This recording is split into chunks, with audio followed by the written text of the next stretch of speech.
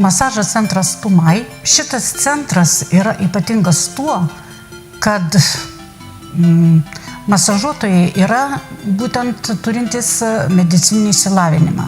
Šie mūsų žmonės yra ne taip, kad tokius kursiukus palanko.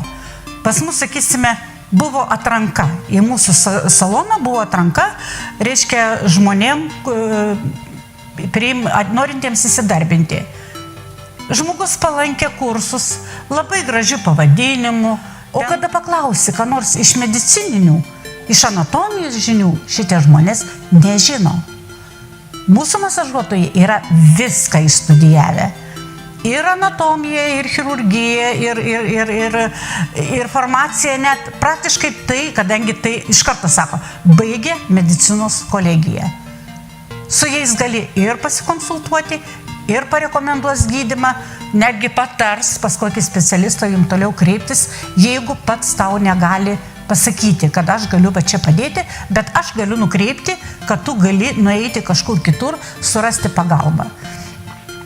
Tai mūsų žmonių tokia specifika yra ir tiesiog tai visų pirma yra didelis dalykas, tai nepaprastas atsidavimas savo darbui.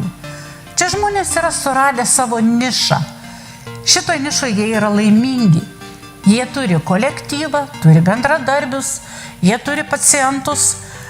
Mūsų kolektyvas yra labai draugiškas, vieni kitiem padeda, vieni kitam konsultuoja, sakysim, kažkas tai buvo kokiuose kursuose, jis būtinai atėjęs iš tų kursų pasidalina šitom žiniom su savo kolegom.